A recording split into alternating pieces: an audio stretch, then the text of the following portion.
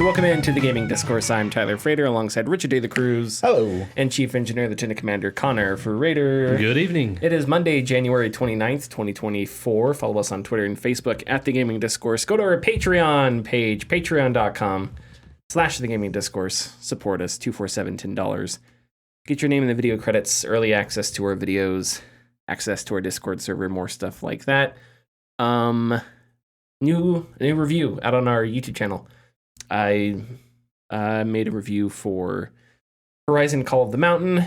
I gave it a C. It is not a very good game. It has some cool ideas. But as far as like first-party Sony titles for the PSVR 2, they're going to have to really push boundaries more. Really be a little bit more, I don't know how to put it. I want to say be more creative sounds mean, but I think it's also just true. There's going to have to be more done. Sony has the IP, Sony has the talent. It needs to all be put together. I'm working on a new video right now that has to do with PlayStation VR. We're going to get Meta's Q4 2023 financial numbers, and then I guess subsequently their 2023 financial numbers, fiscal year, Thursday.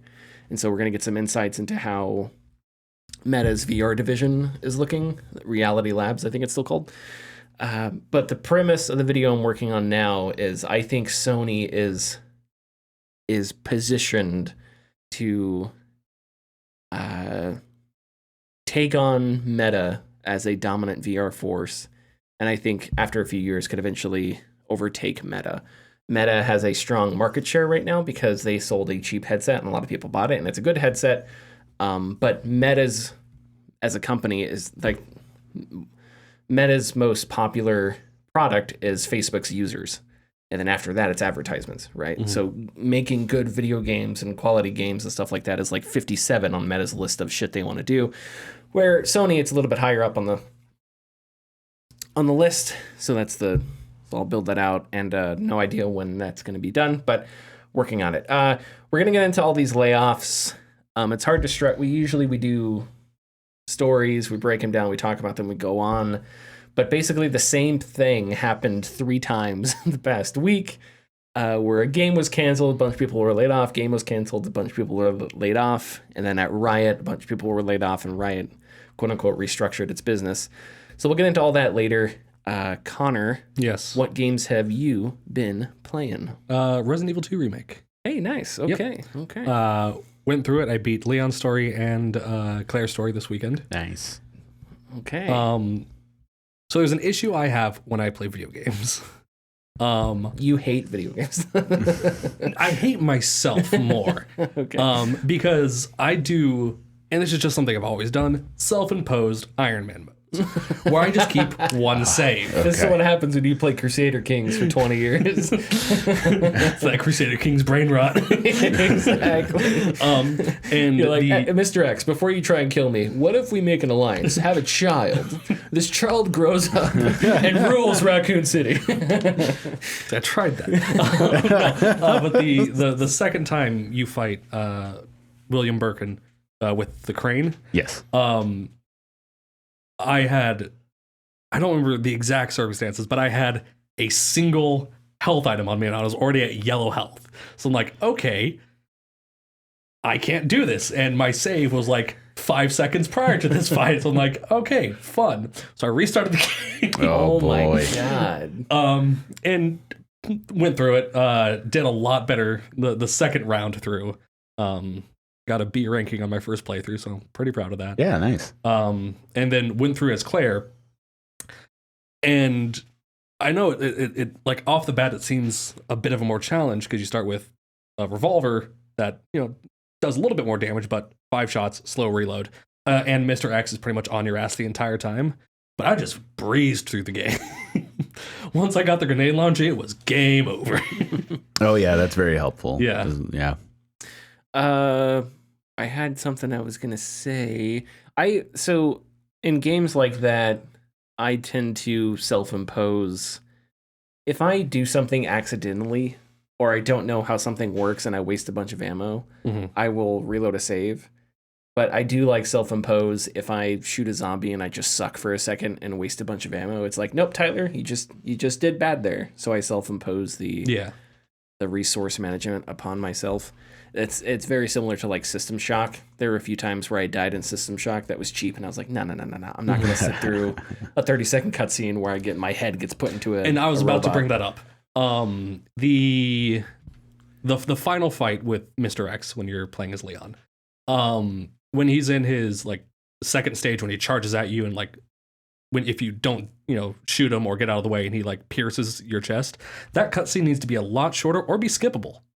Because it took me a while to like fully figure out that I just have to wait and not shoot at him a bunch of times and then only shoot at him when he does his like charge up. Oh, because it's like a weak thing. Like he loses his bounce or whatever. Yeah. So I had died a fair few times, and it took me 40 minutes to beat that boss, and I want to say a good 5 minutes was me watching that cutscene over and over and over again. I'm sorry. Yeah, well, it happens. Yes, that is. I also encountered something like that as well not too long ago, where there was like a cutscene before. I think it was something in Dead Space, where there was like a cutscene before a boss fight, and you had to watch the entire cutscene. Yeah, but I don't remember. I do appreciate that most of the cutscenes are skippable in Resident Evil 2. Yes, they are, and some. It also has Resident Evil has that really neat like when you have to restart, it's not as bad because the motions of playing the game become very familiar each time. So I'm sure like the second time you went through with Claire, it was also a lot faster because you just kind of knew where to go for the most part. So I really like that about one the thing I had games. to keep remembering to do, especially in the Claire playthrough, is like the second I use my knife or like pick it back up is to go into my inventory and re-equip it, so I don't accidentally like reflexively push off a zombie with a grenade or a flashbang. right. Yeah. Okay. Anything else? No, that's really it. Richard? A lot of multiplayer stuff. Just been playing more Chivalry 2, the finals, more of that. And I was playing Fortnite, Fork Knife. I got Snake, which is neat. Oh, nice. Did you get Peter Griffin? No, I didn't. He's at the end of the battle pass, I think, and I'm not no. But I was actually kind of scared because Fortnite has like significantly changed how their battle pass works. You still have to go through levels, but you gain stars as you're going through levels or you're doing specific things. And let's say I'm level 30, everything below level 30 I can buy with these stars, and I can pick and choose what I want rather than like getting everything, which I think is really neat. But I was waiting for Snake to come out because he was kind of like time locked until this last week. But when he released, I kind of told myself, all right, time to get up and start grinding at this battle pass. Oh my but God. But it turns out you just have to get him specifically, you just had to do a couple things. Okay. Like it was part of the battle pass, but also separate. So I just had to do like 5 things in like a couple matches, and I was able to get them. So okay. So I was very happy about that. Which version of Snake is it? You can get young Snake from like Metal Gear Solid 2, like the tanker mission. Okay. And then old Snake is unlockable as well. You Okay. get old Snake. So when you're done with there's 2 pages for Snake. The first page was bunch of collectibles and then Snake himself, and then the second page is old Snake. So it's both and then a Solid couple- Snake. Yeah, Solid Snake. Okay. Yes, I'm sorry, Solid Snake. Yeah, and then Gotta get the timelines right. yeah, no, you do, and it's important. There's 3 of them. Well, more technically. Anyways. Yeah, I don't want to talk about But Raiden you have to buy. Raiden is like in the item shop to buy. So, and you get him. I thought it was Psycho Mantis because it's him when he comes. Metal Gear Solid 2. Out of the water, just like in Metal Gear Solid 1, he has the oxygen. Mm-hmm. So I thought, when I looked at it quickly, I was like, oh, Psycho. And I was like, oh, no. The most accurate portrayal of a gamer. Damn it, I just forgot his name. The guy who just riding. Oh, right. Oh. That joke fell flat. The most accurate portrayal of a gamer in video games. Raiden from Metal Gear Solid 2. Okay. Anything else there? No. Okay. So I've been chipping away at a bunch of stuff. Been chipping away at System Shock. It's very good. Been chipping away at the Atari 50-year collection. Yeah, Atari 50 collection. Which is so cool because it's basically or what are you laughing at? Kicked your ass at Pong today twice. You did beat me at Pong twice, yes. Although the second time you discovered we're using one controller, and so the second time Connor discovered that the touchpad on the DualSense controls my side. Oh, so shit. we just started like cheating. So that one gets thrown out. The first one you did win. You only beat me once. No, but it's very cool. It's like an interactive documentary. I'm learning all kinds of stuff about Atari and its life, and it's so weird because the history of video games is so underserved because so many people like Connor and I, we're the first generation in our family to play video games, right? Even though video games existed before them. Yeah. It was sort of a niche thing.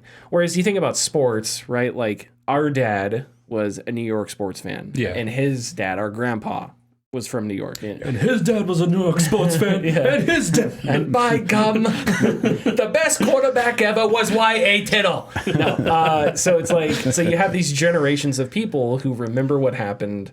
And so, like, if one of us ever have kids, we'll talk to them about Eli Manning and 2 Super Bowl championships or whatever. But it's like, you don't have that same sort of generational familiarity with video games because not as many people owned tons of games, or maybe they had an Atari 2600 but nothing else or whatever. Yeah. So it's like when you get into the history of Atari and stuff, it's just so interesting to see how quickly games developed and evolved. It's like they were just creating new stuff right after Constantly. the 2600 released. They were just creating new stuff all the time, new concepts that you can like in the tree of life of video games. You can trace all the way back to, you know, this is the action adventure game, or this is this, or this is that. This is a storytelling game. Yeah, and I made a joke. I text you guys, or I don't remember. It was on the group chat. Yeah. Where it was that System Shock kind of invented video games. So it's like, and I'm not sure if something came before System Shock that did something similar to what System Shock did. There probably is a couple examples of something like that, but yeah, I think like the year 2000 is where like people, like there's that phrase, the end of history, after the fall of the Berlin Wall and the fall of the Soviet Union. People call it the end of history or whatever, and it's obviously a bunch of bullshit, but like the beginning of video game history, I think, is a similar concept because a lot of people, I think, were born in the 90s and their first games were GoldenEye on the 64, Halo, Counter-Strike, Doom, Unreal Tournament, and all those came out between like 92 and 2002, right? Yeah. And so anybody that's between 28 and 35, that's going to be and that's a ton of people, that's going to be like your first sort of experience with games. So anyway, it's just a really interesting game. It brings to my mind all that stuff. I would highly recommend playing it. And yeah, a bunch of really interesting interviews with people. Cliff Blazinski's interviewed in it. Tim Schafer, who I could just sit back and just like, Tim, just talk about games for 2 hours. Oh yeah, Go. yeah. Tim is wonderful. And some of the guys who, like, I forgot his name, but the creator of Yar's Revenge, like I'd love to hear him talk. Howard Schultz, yeah, he's really interesting. The entire story behind Yar's Revenge is very really cool. How he came up with the name and how he used the Ray Kassar. He just turned Ray backwards for Yar, to come up with the name, which is interesting. People like to say that E.T. killed the gaming industry in the 80s. No, it was that guy. Yeah, a little bit of that guy. Yeah, and yeah, that's an interesting subject on its own. Why the industry crashed back then, but and then the other game that I've been playing is NFL Pro Era 2 on the PSVR 2. Yeah. So yeah, I picked up a few games that I wanted to, because I wanted to use the PSVR 2 and feel it out and stuff like that. NFL Pro Era 2 is the best game where you play as a quarterback in VR with Lamar Jackson on the cover ever made. It is also the only one. I was going to say, how many of those are there? It is a very dumb game, but I can't stop playing it because it is, as far as I know, the first game where you can just play a football game in VR. You're quarterback, you call plays, you watch receivers, whatever. But man, is it frustrating and stupid in a lot of ways. I'm not even sure where to begin. So the ball doesn't always go where you want it to go. When you look at receivers, it like locks to receivers. And if there are two receivers out and one is deep and one is short, and the one that's deeper you're locked onto, it can be tricky to like lock on the one that's closer to you. And if you throw it, your quarterback, regardless of how accurate you are with your arm, it'll like automatically fly out to the deeper receiver, and he may be in triple coverage, instead of being wide open. So it's like, oh, okay, interception. And it's like, son of a bitch. There's all kinds of stuff like that.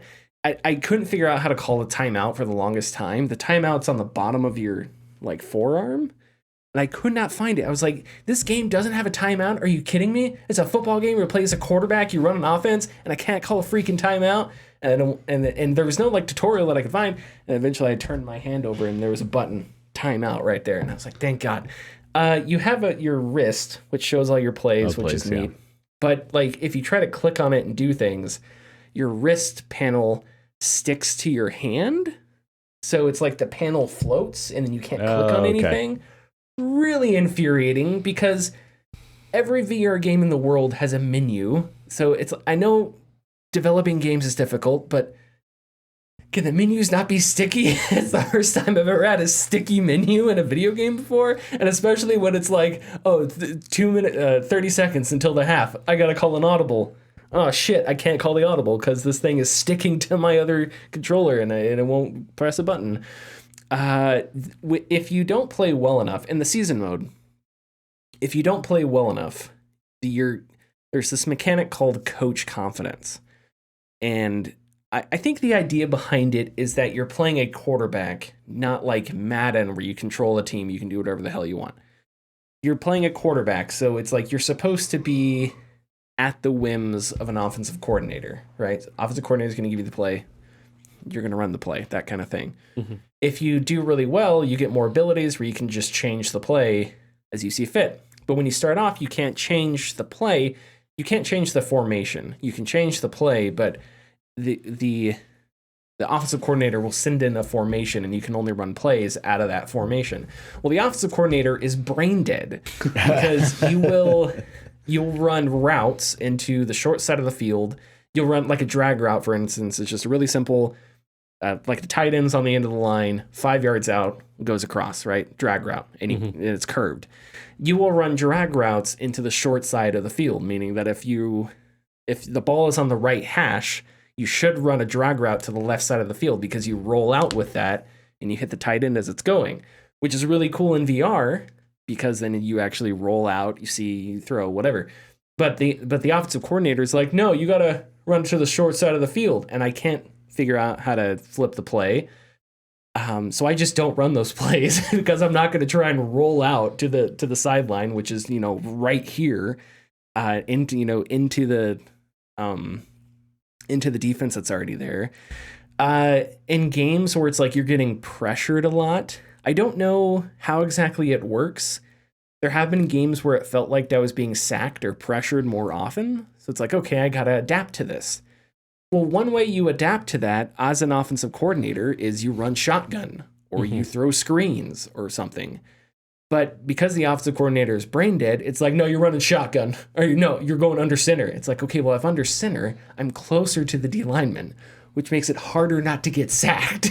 And it's like, sack, no, under center, sack, 3rd and 12, under center, 3rd and 12, run goal line. And so it's so infuriating because it's like, okay, no, just let me, I understand the concept of me being a quarterback and I like have to run the plays that are given to me, but this would get an offensive coordinator fired in the NFL. It's so bad. It doesn't make sense why you can't just... What you don't know is that the offensive coordinator, his dad is actually the owner.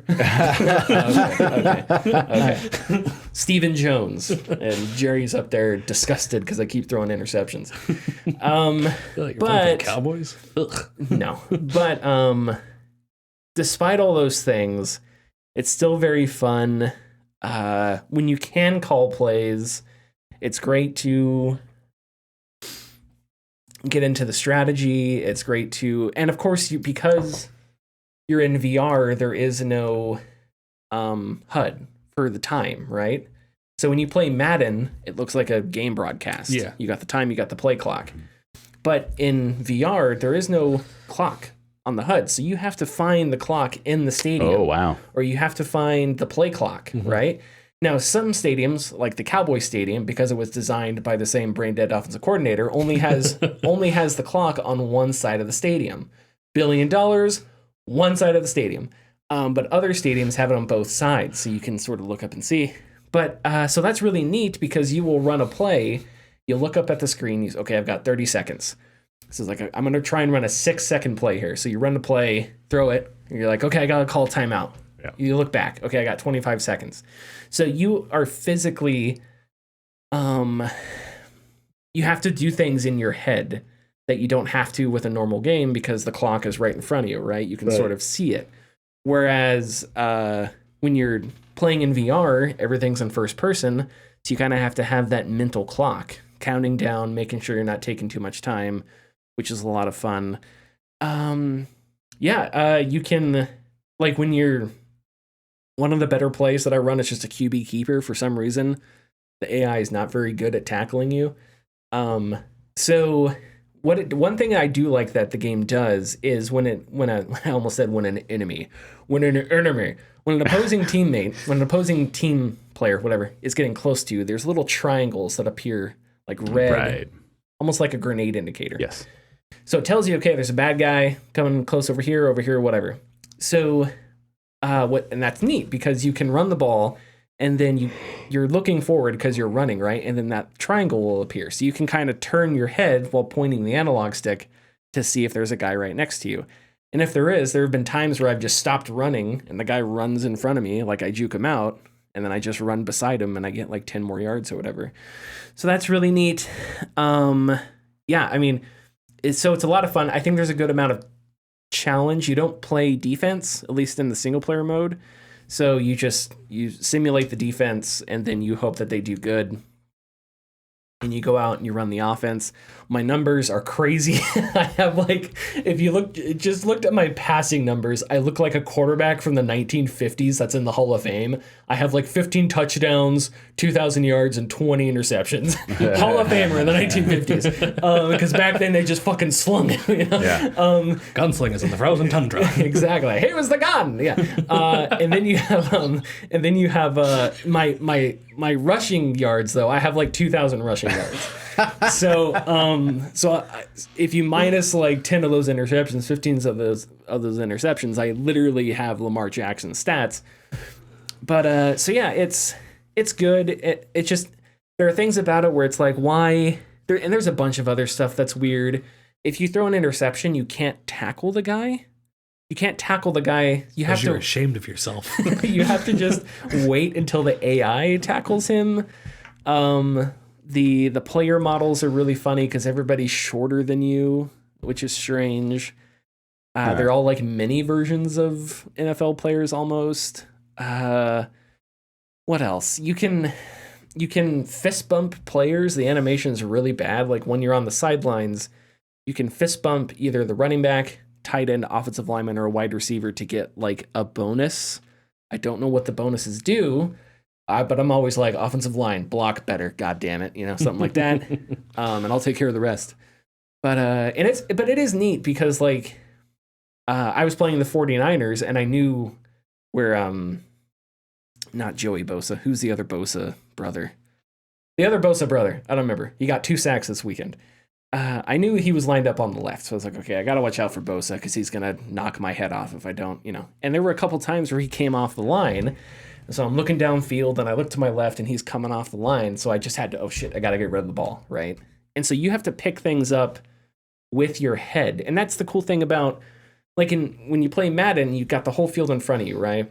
But in VR, you have to scan the field, or the only way, you have to, you kind of have to know if an offensive lineman is blocking your path, or if you've got a couple guys in front of you, you kind of have to remember, did I see a safety over the top? Because if you did, then there's a safety there that you don't see. So you don't want to throw it there because there's a defender you can't see. And the defenders will intercept the ball if you throw it in their path and you don't know that they're there. So there's a bunch of stuff like that just comes with being in VR. That's really fun. It's just so much of the game. It's just so dumb. And I don't know why. And it's so disappointing. But yeah, as far as like, but it works, I guess. It works, and I have fun, and I've lost a couple games. I've won most games. I did beat the Cowboys twice, which was nice. That's all that matters, right? It's all that matters. And it's really neat to see the stadiums in VR, too, because there's a bunch of details with the stadiums that are harder to notice in, like, Madden, because where the camera is. Like, you'll see the Rings of Honor, where all the names Jerseys of players are, and their jerseys are retired and stuff like that, which is cool. I noticed something in the 49ers stadium that I'd never seen before. It says Home of the Faithful. I was like, what does that mean? And I was watching the game this weekend and I was like, oh yeah, it's actually there. Home of the Faithful. Never even noticed that before. So playing in stadiums is neat because you get to experience the size of the stadium. You're standing in it, but also because you look around and you notice little details that, I can't wait to play at the Bucs Stadium and have the pirate ship. Have the pirate ship up there, which is the coolest thing ever. I wish we had that cut of Chris Berman firing off the cannon. Anyway, so NFL Pro Era 2, the best game with Lamar Jackson on the cover. That's a VR football simulator ever released of all time. It's also the only one. Are we ready for the ad? Yep. Let's go. Thanks for listening. If you like our content, please consider subscribing or leaving a like and comment. You can find us at patreon.com/thegamingdiscourse. And our tiers are $2, $4, $7, and $10 and include getting your name in the video credits, early access, and access to our Discord server.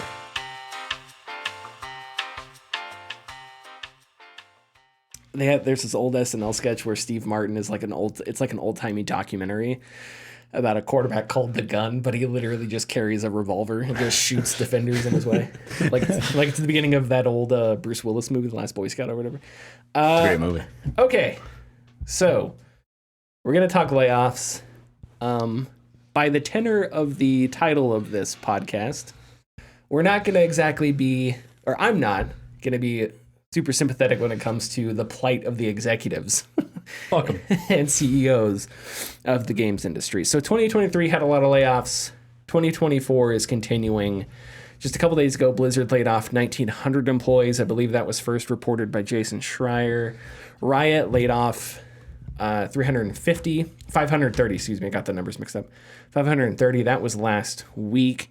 Embracer, again, I think first reported by Jason Schreier, canceled the Deus Ex game today. And I think their layoffs are around 97 employees.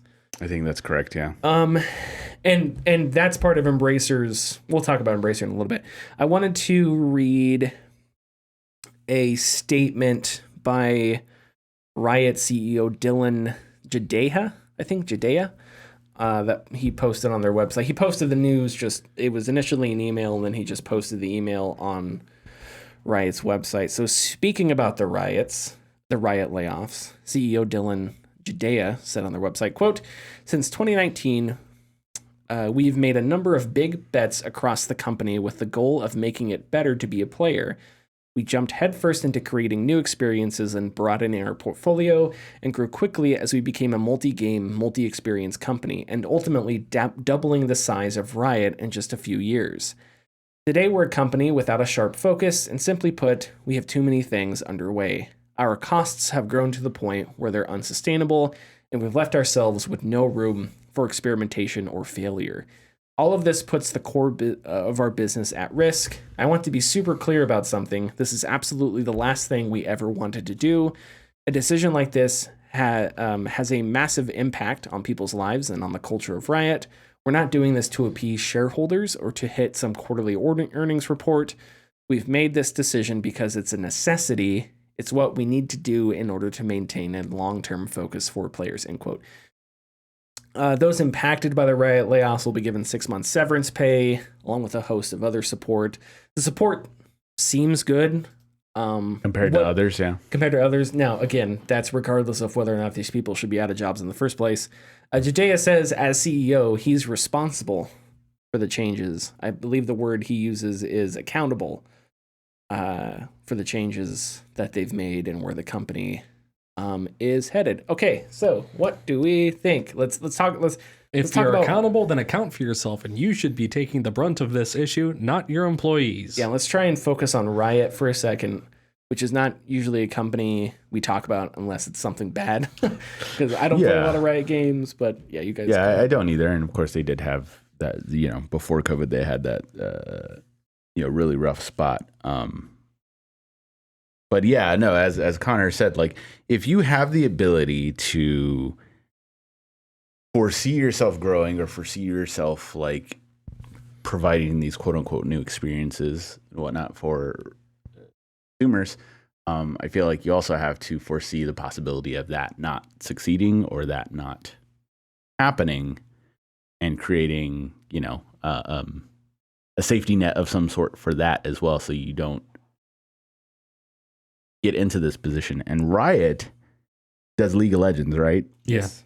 Still one of the most profitable like games on the planet. Yeah. As far as I'm aware. And they still can't find a way to prevent this happening. And I want to, and there's a lot of people on online, quote unquote applauding like how good the severance pay is, and sure, yeah, it is nice, but it's doesn't substitute for the fact that we are already in a industry where, as we've seen in the first month of 2024, jobs are just being cut left and right. Yeah. It's like, are these people going to have somewhere else to go? And the answer is looking slim for a good amount of them, regardless of how good they are at their jobs, unfortunately. And I saw, I think, a tweet by Rami Ismaili, who, I didn't see the tweet. I saw it reported by, I think, Stephen Totillo, who said, like, back in 2023, you had a lot of people who they got laid off, and then people were replying with job openings, whatever. But there have been so many, that cycle has gone on all last year to the point now where people are being laid off, but you're not seeing the same sort of interaction with regards to job openings. Right. That's anecdotal. That's secondhand information, but I think it's also reasonably, it's reasonable and it's not hard to imagine. I think Riot's case is interesting because I've always imagined Riot's games to, and maybe I'm totally wrong about this, but it's almost like Nintendo. Like they have a fan base, and I don't know how many people like enter and exit that fan base on a regular basis. Mm-hmm. I could be wrong. Like maybe people play League and then play Dota and then go back to League or whatever. Or maybe people went from Overwatch to Valorant back and forth. I don't know. But it's, for some reason, I've always thought of it. Maybe it's because their IPs are not all that, you don't see them too many places, So maybe that's why I'm imagining it. I also, the other thing that I think is interesting to bring up is that they were working on a streaming platform, and that was just canceled last week. So they were working on their own in-house streaming platform that was going to rival Twitch, which it wasn't. Who knows how big of an endeavor that was. And again, it all draws back to what's your priority as a company, and why are these decisions being made in the first place? Video game layoffs, often in history, there is a specific type of cycle where you do pre-development for a game. Jason Schreier talks about this in Press Reset, I think specifically with BioShock Infinite. You do pre-development, and it's pie in the sky, and then you get into development. As you're making the game, you have to hire more people. So you bring on more jobs to complete this game. Then you ship the game. Well, all of a sudden, you've got a company with a ton of people who you don't actually need to be there because they're not working on anything. So you can cut a bunch of people, and then you can go right back to a small team that's focused on pre-development for the next game. And that's this ever-ending ebb and flow. Yeah, balloon and like the tides or something goes in and out. So that's one thing that's happened through the course of the year. I mean, through the course of video game history. This is different because you have a company that like expands into areas that are adjacent to gaming, doesn't find success or finds them difficult, and just cuts its ties. And I think it's interesting to ask who decided for that endeavor in the first place, and why was that endeavor a thing to begin with? Is it worth trying to take attention away from Twitch? Is that something that's worth your time, or is that I don't know. Is that just executives thinking that there is an open market for something that I just don't think there is, right? And so when we talk about when the CEO talks about how Riot became like a company that was too complicated, it would be nice. Saying you take accountability is fine, but who made those decisions and where are they? Are they all still working at the company? And chances are it's not one of the 530 people that got laid off. Yeah, exactly. I mean, how many of those, whether they be artists or whatever. And that's frustrating because I think oftentimes these decisions are not made by people who get laid off or leave the company. And even if they were, like at Anthem, like with Anthem, right? The decision for BioWare to make Anthem was BioWare's decision, but it came within a cultural context of, this is what EA has wanted. It might be a good idea if we did this. And that started BioWare down a path that eventually led to Anthem, which was bad. And people lost jobs, et cetera, right? And so while the first domino that tipped physically in that was BioWare deciding on something, the dominoes were set up by a corporate culture that was, this is what we need. And then, so you guys need to set up those dominoes and light the tires or whatever, right? And so I think it's similar here. It's like, I don't know, who's really responsible, but we're not going to know because it's amorphous, it's executives, it's people that, I don't know, are like nameless, I guess, in some way. Or it's a certain high up executive class that makes decisions that are, I don't know, it's like a bureaucratic thing. Maybe the most important thing is, like Connor said, it's not the fault of the people that are going to have to take this severance pay. And yeah, it is good, I think, to point out that the severance pay is nice, but it's also like, that's what it should be. That's the expectation. Yeah. It probably should be even better than this. So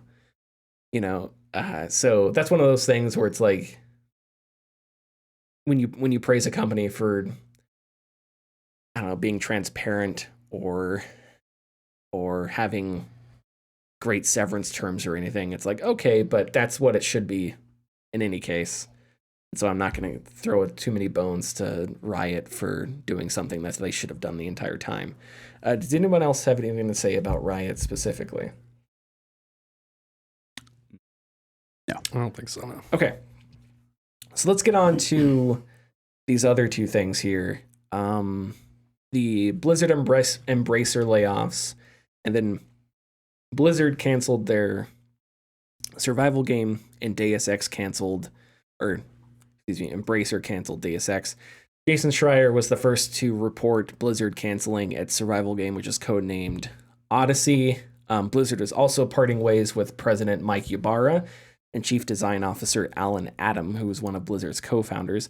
Development on Odyssey had revved up in recent years, this is according to Jason Schreier, eventually building to a team of more than 100. Blizzard spokesman Andrew Reynolds said Odyssey's cancellation is part of the company refocusing on projects that hold most of the promise most promise and potential growth.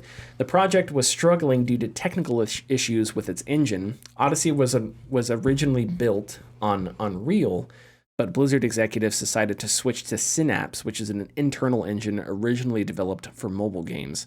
Part of the reason behind the switch was because Unreal wouldn't support their plans for Odyssey having up to 100 players on a map at once. Switching to Synapse also caused problems as the technology was slow to coalesce. When the Microsoft deal went through, the devs were hopeful they'd be able to switch back to Unreal. That obviously didn't happen. Odyssey was still years away from release, with a target of 2026. We don't know a whole lot about the Deus Ex game, except that it was in pre-development earlier, pre-production for, I think, 2 years. And it just started production, I think, last year. So it had just gotten revved up. And now Embracer is canceling it. Okay, so there's a lot of angles here. There's more details on the Odyssey angle. I'll let you guys go first here with thoughts on this. I didn't. Was the cancellation of Odyssey the first time we'd heard about Odyssey? Because I didn't know this is a game that exists. We knew it existed. Yeah, Jason Schreier had reported on it previously. I don't know if we knew it was called Odyssey. Right. But we knew that Blizzard had a survival game in the works. Yeah, and that it was a new IP. It wasn't based on a previous IP. I think there are a lot of interesting angles here. First, that I think it's another sign of like AAA companies being wary of doing anything that's not, I don't know, part of the mold. Call of Duty. Yeah. And I don't know if there has been a AAA like survival game. Has there? No, I don't think there has been, actually. I don't know. I don't think so. If there has, it hasn't. I don't. Depending on how you want to like look at it, Minecraft can technically be considered. Yeah. It grew into a AAA. Yeah. Yeah. So I don't think there has been. But there is a demand for it, and where my brain went to when I saw that it was canceled, is that we just had 2 survival games drop this year, Pal World and Enshrouded. Both have reached 1 million players. Yeah. Both are very popular. So there is a market for that. I'm actually waiting for Nightingale. Nightingale looks really cool. So there is a market for it. Yes. And not to mention that the studio that's making it is Blizzard, right? Mm-hmm. Who has a fan base, has a reputation for interesting worlds and whatnot. Yeah. And there also is a market for just new things. People love new IPs, right? When you tell somebody that there is a new IP in the work, people get excited for it. Yeah, they do. There is not this trepidation of, oh, is it going to be something we like? People can't wait to hear about it. Yeah. So I guess that's one angle there, is it's just like you're canceling this game at a time when there couldn't be any more evidence that people want this kind of game and would love it from Blizzard. When it comes to the layoffs, I really don't know.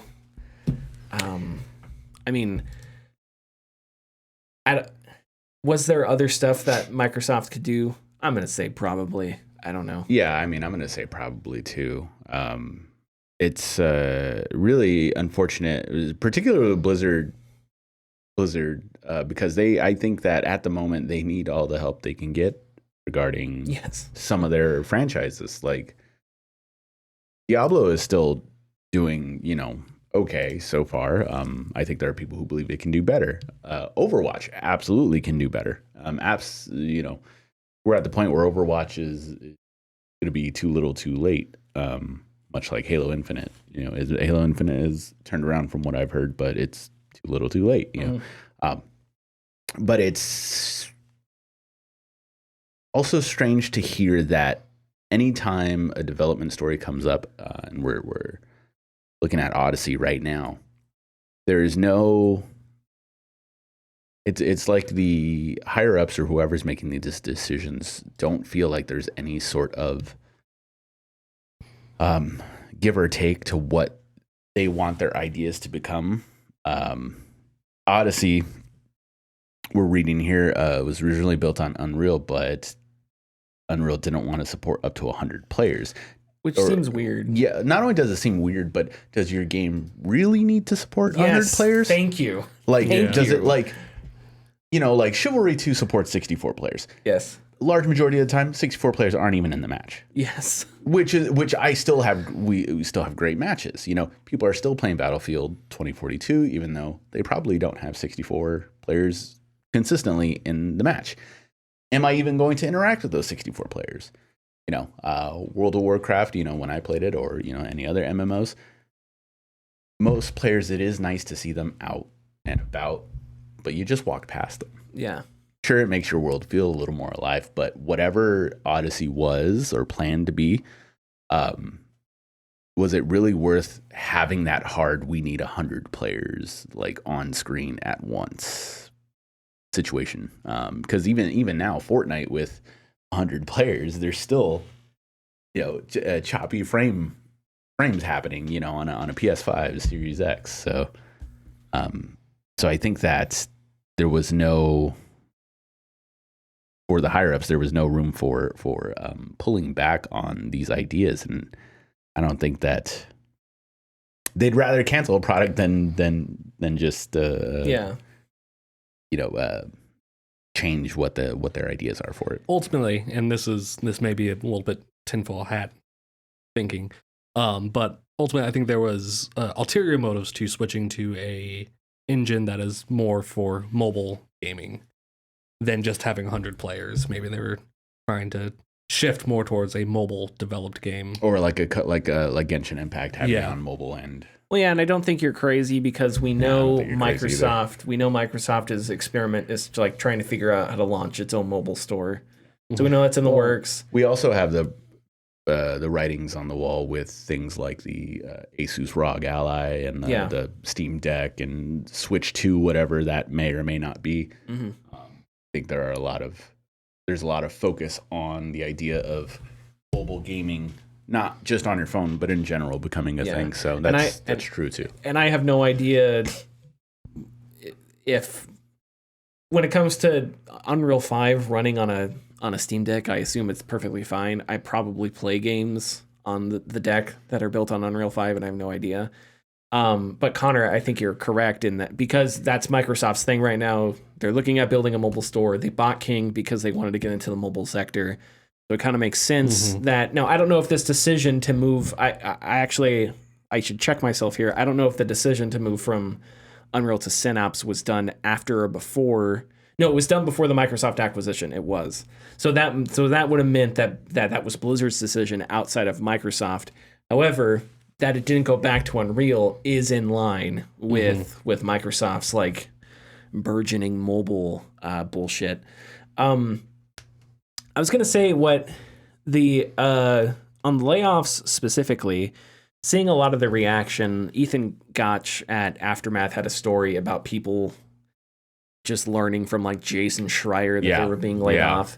And I don't know, it's like, can we not, if you have, Microsoft is one of the most powerful organizations in human history, right? Like a $3 trillion company, by the way.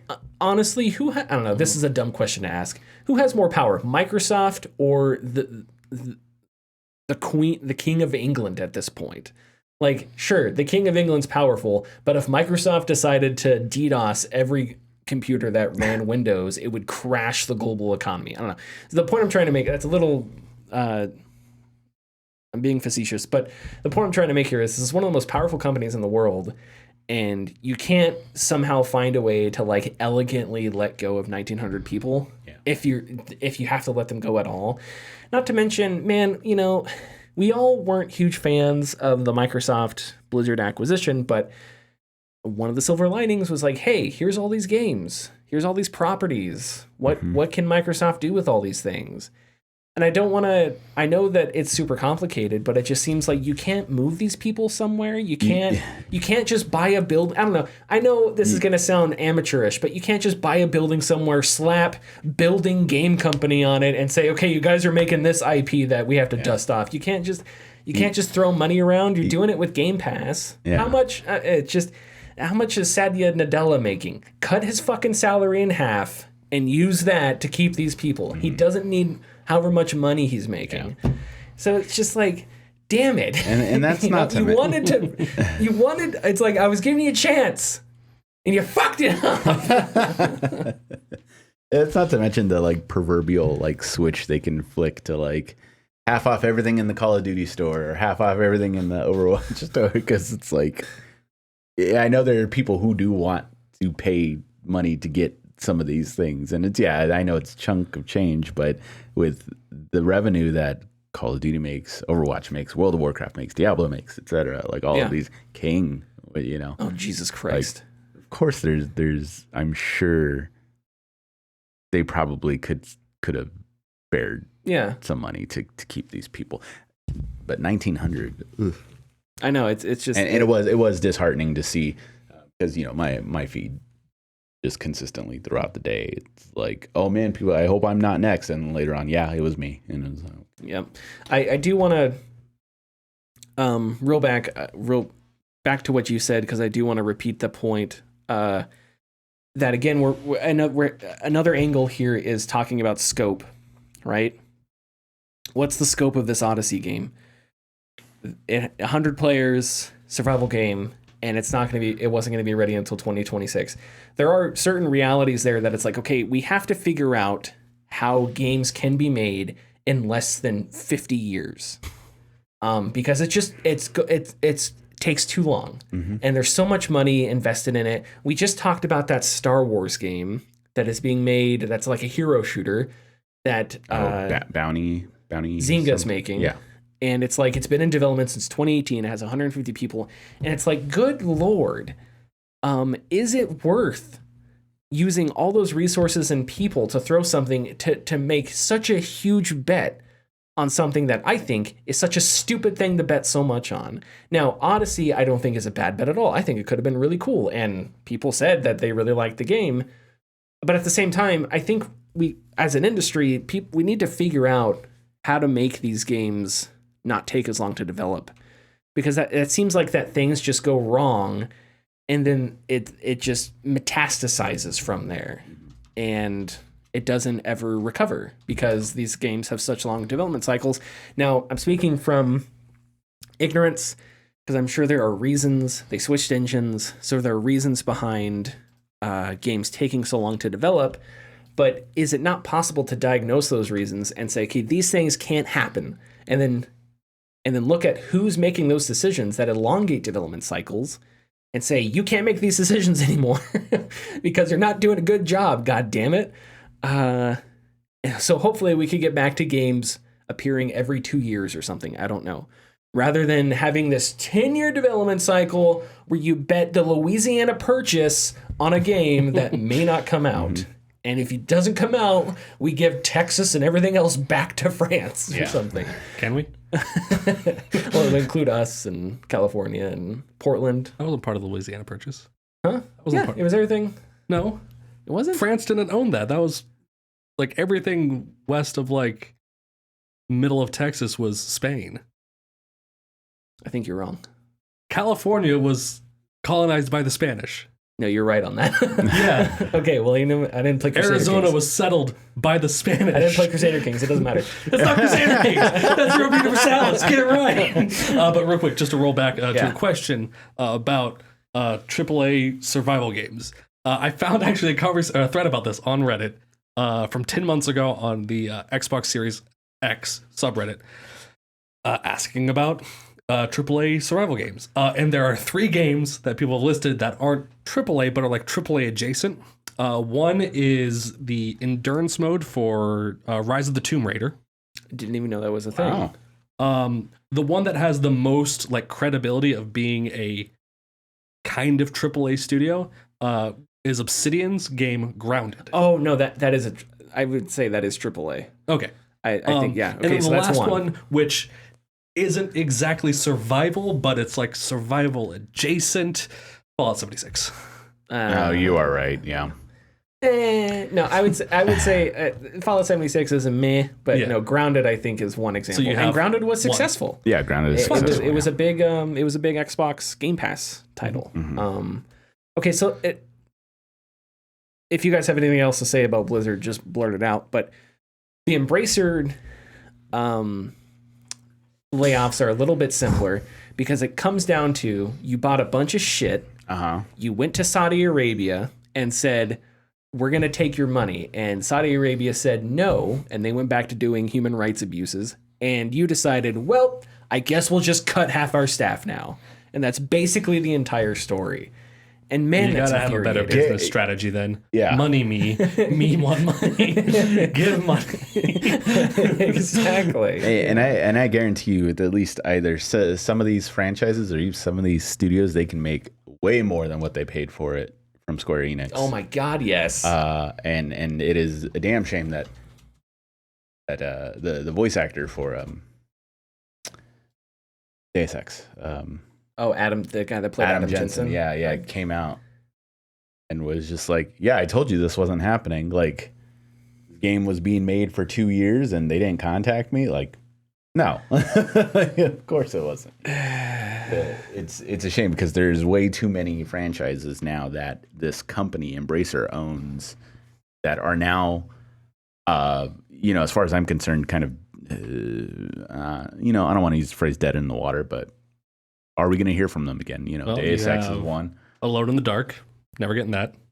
Well, there's That one is coming out soon. yeah, that one is coming out. Yeah. You sure? We'll see. Borderlands. Time Splitters. Yeah, Borderlands. I think Gearbox is still kind of like, yeah, Embracer owns them, but they're self. A little more autonomous. Yeah, I think what autonomous, that happens was with the word. Gearbox is they make a game Darksiders. and then Randy Pitchford forces them to watch him do magic tricks for like 2 years. Then after that, they go right back to making games. The Legacy of Kain is dead again. Yeah. Tomb Raider. We just talked about. Yeah. Red Faction's dead again. Yeah. Yeah, I can't remember all the studios that Tomb have been Raider. shut down. Saints Row. Volition. Yeah, Volition's gone now. But again, I don't want to list a bunch of stuff, but Let's list a bunch of stuff. No. Let's turn this into a listicle. Deus Ex. Top 10 games. Welcome to Mach Mojo. Deus. God damn it, trying to make a point. Sorry. Deus Ex is another title that I think there is demand for, especially Yes. after Cyberpunk 2077. Because if you make a game and there's one neon light in it, it's Cyberpunk, and so it's like there's so much demand for that. It is so weird because we. I'm so sorry for interrupting. No, it's but fine. We have I was done. have this same Red Dead Redemption. It's like we're the Western games, Yes. And it's something that I've talked about plenty of times. I talked about it with Connor as well. But there's duo rappers, Joey Valance and Bray, who completely emulate the Beastie Boys style for their rappers. So good. But no one has ever done that Yeah. since the Beastie Boys, and it's a very fun style, and it's just, why has this not happened yet? There are like two Deus Ex games, which is the second game we had there's a lot of shenanigans. a lot of shenanigans regarding that, but we didn't even get a full game, and people have been begging for like that third game, and we aren't getting it. There's no Cyberpunk stealth game there. And I think Night Dive's System Shock remake is really good. I also think I assume it's successful. Had a successful Kickstarter and everything. So with remakes, again, Deus Ex, one of the first modern what's that? It's immersive sims, which I hate the term, but is a game that's ripe for being remade right now. It's just ripe for being remade. And who knows what's going to happen with. But the point is, there is demand for this, and it's gone now. And who is responsible for this? Because Embracer's leadership is still intact, and they have done nothing but buy up a bunch of stuff and then cancel a bunch of stuff. So it is the equivalent of an airplane failing to take off the runway and just skidding, and its wheels are broken off. Like it picked up speed and just didn't get off the ground. And that's frustrating. And I think it's because it's preventable. Like, you should, I don't know. Is it unreasonable of me to say you should not put your company in a position where making a $2 billion deal? And when I say with Saudi Arabia, obviously I don't mean the Saudi people, but it is literally with the Saudi government, because the Public Investment Fund, which is literally, it'd be like if you were handing Joe Biden a $50 bill. Like, it's literally the money of the Saudi Arabian government. So it's like you hedged so much on this $2 billion deal that fell apart overnight, and now you're telling me that is the cause of all this fallout. And so, regardless of whether or not it is, the second point is, okay, well, if you put your company in that kind of position, that you hedged it all on that, it failed, and now you're cutting things left and right, laying off people left and right, isn't that a failure, a systemic failure of running a good business? I don't know. I'm going to make another sports analogy here. CEOs talk about accountability all the time. I'm responsible for this, accountable for this, blah, blah, blah. It's all bullshit. In the NFL, what I like is that when a coach, after a disappointing loss, goes out, press conference, and says it's his responsibility, he means it. Because coaches get fired all the time. I think that the average length of a head coaching job in the NFL is like 3 years. Dudes get fired left and right. So when a guy goes out and tells the press, I'm accountable, I take responsibility, they usually mean it, because they could lose their job for doing that. This shit is so flat and unemotional and fake because nobody's job, at least at their level, is risked here. Yeah. Because it's all like this, we'll cut this off, we'll cut that off, we'll shave things here and there.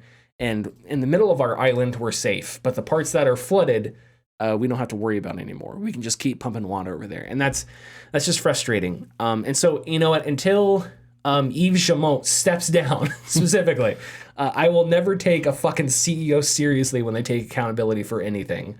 Because of all the giant fuck-ups that we have seen from these goddamn stupid-ass AAA companies over the past 10 years, whether it's EA's handling of Battlefront, EA's handling of Star Wars, Take-Two and all the stupid shit they've done, Ubisoft and all the stupid shit they've done. EA's handling of BioWare. EA's handling of BioWare. Yeah. EA's handling of everything. All of the CEOs of those companies, except for Bobby Kotick, are still in place. And the only reason Bobby Kotick is in there is because Had to be bought out. Is he fucking got bought out, right? But other than that, all the major players are there. So again, back to my sports analogy. Imagine if you had all these sports teams that just sucked, right, for years, and their coaches, I take responsibility, but they're still there. Then they're not really taking responsibility. Same thing with like Meta, right? A year ago, when Meta, when a bunch of people during the pandemic were playing video games, and Meta was like, I guess this will happen forever, indefinitely.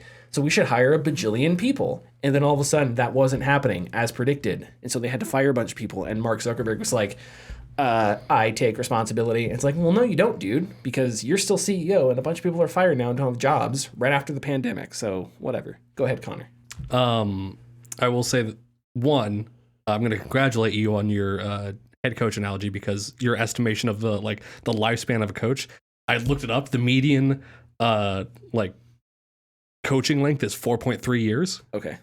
But also, not to counter, but You want to go? a similar analogy for CEOs, Sure. saying shit and not actually, being successful. Jerry Jones. He's been the GM. He's been the GM for the Cowboys since, fucking fish crawled out of the sea and became mammals. and He was one of those fish, by the way. yeah, he was. He came out of the sea, sexually harassed somebody, and said, I'm going to buy the Dallas Cowboys and suck for 50 years. That was more Bill Clinton, but you know what I mean. Close enough. Yeah. He's doing a piss poor job, and his coaches are getting, the shit for it, and they're the ones getting fired, which he should be the one that is taking responsibility for. Yeah. The terrible GMing. Yeah, and this has nothing to do, now we're just talking sports, but I just want to show him Jerry Jones. It will nurture my soul to see, because when the Packers went up by 3 scores, I think, in the divisional round this year, there was that shot of Jerry Jones so disgusted that he turned away from the field with his with his hand on his mouth, like so disgusted he couldn't watch. I'm gonna plant a chip in my head that just has a gif of that going, because it'll nurture me for the rest of. It'll keep me ageless. Seeing the disgust and sadness on that man's face. I fucking hate the Dallas Cowboys. I don't know if you know this, Tyler, but it's their year. Okay, do we have anything else we want to say about Embracer or Blizzard or any of these layoffs? Fire some executives, people that are actually making these shitty decisions. Yeah. Can we fire? I don't know. Can we fire? Let's just try it. Let's put up an executive to fire and just see what happens. Yeah. Like, I'll nominate Andrew Wilson. Let's just fire Andrew Wilson and see what happens. Who do you guys think? You guys got Selnick. I do, but the problem is that I think... What problem? What's the problem? The problem is... This guy's been talking Strauss Zelnick for years. The problem is that he would be equally annoying as a guy at a checkout counter at a GNC telling you about his favorite like supplements. So I just won't go to a GNC then, and I don't have to deal with it anymore. And pre-workouts and stuff, So you don't want to listen to that. And he's like, don't take this. Take this instead. And you're like, you know what? Nobody wants this. No. Hottest selling thing on the market. Nobody wants this. Yeah, exactly. I'm a genius because creatine. I'm selling creatine, which was never invented before me, so I'm a genius. That's stupid cowboy reference. Okay, are we good for tidbits? I just got the one. Yeah. Okay. Well, we still got to play the sounder. Oh, okay. What if I told you, in this world, there are bits and there are tids? And Richard is the only man who can put them together into tidbits. Filthy human piece of garbage. That's me, apparently, and not Jerry Jones. May the dorks be with you. There we go. Like I said, real quick, with the release of Rainbow Islands, I think it was yesterday or today, that marks the 400th release from Hamster Corporation.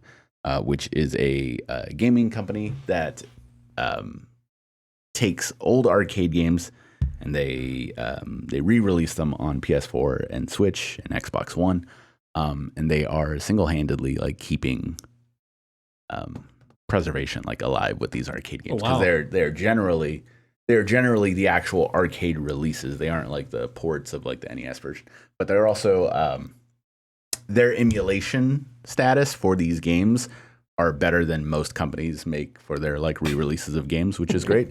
And they also do little extra things. I think I did a tidbit a while ago of I think it was Xevious. They re-released a game called Xevious, and